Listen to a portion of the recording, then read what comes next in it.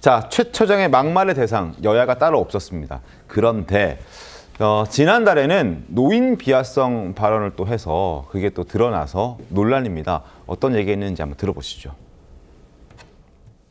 김문수는 정치하면 안 되는 사람. 나이가 너무 많이 먹었어요. 저를 포함해서 70이 넘으면 물러나야 돼요. 뭘 공직에 끼룩거리니까. 70이 넘은 사람이 추해.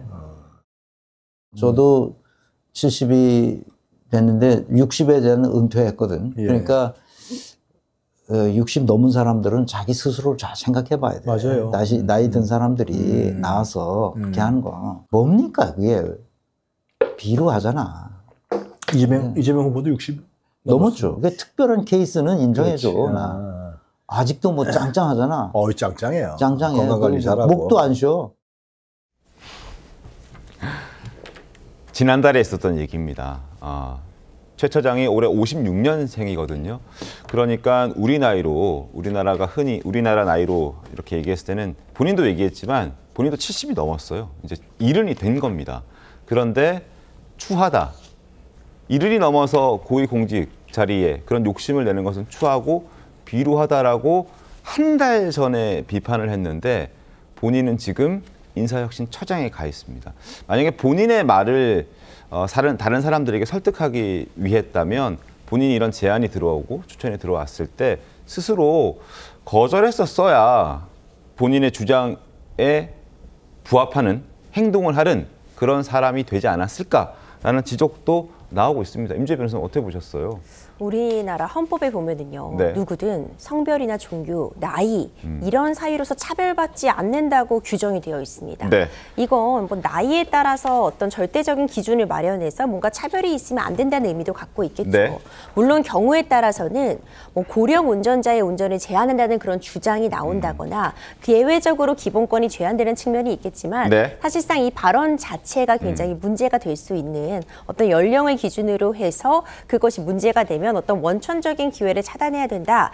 이 자체로도 문제가 있어 보이고요. 그 위에 덧붙여서 뭐 예외는 있다. 이렇게 또 얘기를 하기도 했잖아요. 이재명 대통령을 향한 예외는 그렇죠. 있죠. 아직 뭐 짱짱하다 이런 표현을 써서 예외가 있다라고 이야기를 했는데 지금 이 당시에는 인사혁신처장으로 지금 임명이 되어서 어떤 공직을 수행하고 있지 않은 때라고 해도 결국 말은 본인의 생각이나 가치관을 드러내는 가장 강력한 요소가 된다는 점에서 네. 그렇게 적절하지는 못했다라고밖에 평가할 수 없을 것 같습니다.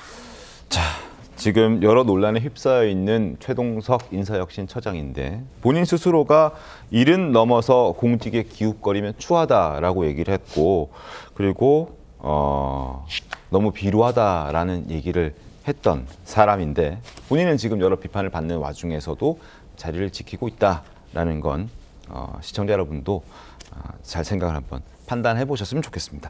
자, 어쨌든 노인 비하성 발언이 논란이 됐었고 김문수 전 장관을 비판하는 과정에서 나온 이야기인데 김문수 전 장관을 향해서만 한 게 아니라 김종인 전 비대위원장을 향해서도 노인 비하성 발언을 서슴지 않았던 게 알려졌습니다.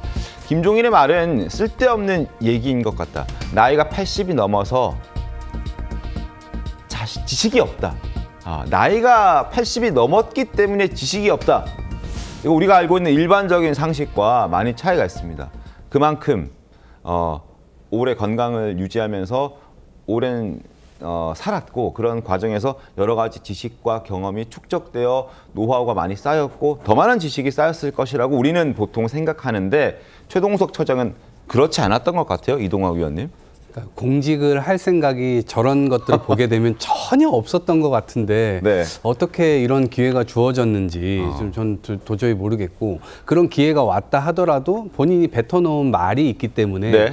아마 상당히 많이 망설였거나 아니면 거절하는 게 사실은 상징적이죠. 그리고 계속 응원단장의 역할을 해왔던 것 같아요. 저렇게 유튜브나 이런 데 나가서 세게 이야기를 하면 뭐 중간층에 있는 국민들에게 소구하기는 어렵겠지만 그래도 지지층에 있는 분들은 분들에게는 속 시원함을 줄 수 있는 게 현실이잖아요. 뭐 특히 유튜브란 매체는 더 그렇죠. 그렇죠. 훨씬 더 이제 그런 것들을 오히려 활용해서 그렇게 하는 측면도 있고 본인의 유명도를 그렇게 또 올리기도 하고 그런데 거기까지이고 공직으로 올 때는 전혀 다른 거잖아요. 그리고 네. 만약에 공직을 생각했었다라고 한다면 저런 식의 발언하기 어려웠겠죠. 그렇기 때문에 저는 공직에 온 게 다소 의아한 점을 지금 주고 있는 것이고 또 본인이 만들었던 잣대가 어느 한쪽에만 일방적으로 적용이 되고 또 다른 쪽에는 적용되지 않는다라고 한다면 앞으로 인사혁신처가 이런 부분들에 대해서 제대로 할 수 있을 것인가에 대한 의구심도 주는 거거든요. 네. 그래서 본인 스스로가 이러한 부분들에 대해서 어떻게 앞으로 신뢰감을 만들어갈지 이건 굉장히 중요한데 지금까지 보면 어제 사과문도 마찬가지고 어제 자리에서 발언한 것도 그렇고 그렇게까지 이렇게 신뢰감을 주는 모습이 아니었기 때문에 다소 걱정이 되는 건 사실인 것 같습니다. 알겠습니다. 자, 이렇게 모든 사람을 비판하고 비난하고 있음에도 불구하고 유일하게 비판하지 않고 비난하지 않고 오로지 칭찬만 하는 사람이 있습니다. 대상이 있습니다. 바로 이재명 대통령을 평가할 때였는데 앞서도 60이 넘었지만 이재명 대통령은 특별한 케이스다. 짱짱하다. 목도 안 쉰다라고 얘기했는데 그 외에도 더 많은 말들이 있습니다. 들려드리겠습니다. 경기도 법인카드. 경기도지사가 법인카드를 쓴 거는 어떤 경우에도 경기도를 위해서 쓰는 거예요. 아, 직원들하고 샌드위치 사 먹었는데 점심 그거 제정신이 아닌 거야. 그래서 이 윤석열이 거기에 딸려 들어가서 그거 수사하는 분들이 뭐야 이게? 아유 뭐 그 검사들 전부 다 하여튼 다 족쳐야 됩니다. 난 쌍방울 대북선거 이거 이거 어이가 없어 어이가 없는 거야. 어이가 없는 거. 유현남인가 걔가 필리핀에 우리도 안 왔는데 홍대 돈 70만 불을 줬다는 거 아니야? 300만 불인가 400만 불인가? 말 같은 소리를 해야지. 그다음 자, 이 정도까지 옹호를 하고 칭찬을 하고 있습니다. 경기도지사 때 법인카드 쓴 것 이거 어떤 경우에도 경기도를 위해 쓴 것이다.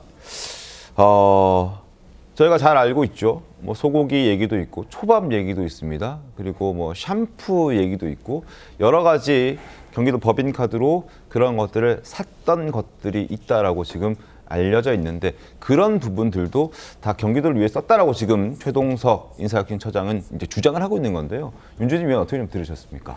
이게 무슨 거의 뭐 교주 정도의 느낌이에요. 그러니까 뭐든지 그냥 결국은 다 이재명 대통령에 대한 찬양, 칭송으로 다 연결이 되는 거죠. 그러니까 수사기관과 심지어 대북 송금 사건 같은 경우는 재판부가 이미 부지사, 이화영 부지사에 대해서 중형을 선고했잖아요. 맞습니다. 이게 우리나라 사법 시스템을 통해서 완벽하게 팩트가 다 완전히 공개된 그런 사건에 대해서조차도 이런 음모론적인 그리고 전혀 논리와 팩트가 맞지 않는 주장만 반복하는 저는 어떻게 이런 분이 우리나라 공무원들의 인사와 승진, 징계 그리고 직무교육을 담당할 수 있을지 정말 암울합니다. 정말 암울하고요. 그리고 지금 이분이 법인카드 말씀하시는데요. 그러니까 네. 결국은 모든 것은 이재명으로 통한다는 것인데 그럼 저는 똑같은 질문을 드리고 싶어요. 이따 우리가 다루겠지만 윤석열 대통령 당시에도 했던 여러 가지 일들 네. 다 결국은 다 국정을 위한 거 아니었겠냐. 이렇게 질문한다면 어떻게 답하겠냐는 거죠. 이재명은 되는데 윤석열은 안 된다. 이런 이중잣대를 갖고 있는 분이 인사를 담당하는 거는 상당히 편파적인 인사 가능성이 있고 네. 저는 이분이 화수분이라서 얼마나 더 갈지가 정말 진짜 오히려 흥미로운 상황까지 간 것 같아요. 그러니까 유튜브를 한 게 한 3년 정도 그렇습니다. 된다고 지금 뭐 하니까요. 아마 보고에 어떤 보물 상자들이 여기저기 지금 있을 텐데 하루빨리 본인의 거취를 정리하시는 거지 그나마 남은 명예를 지키는 길이 아닌가 하는 생각이 듭니다.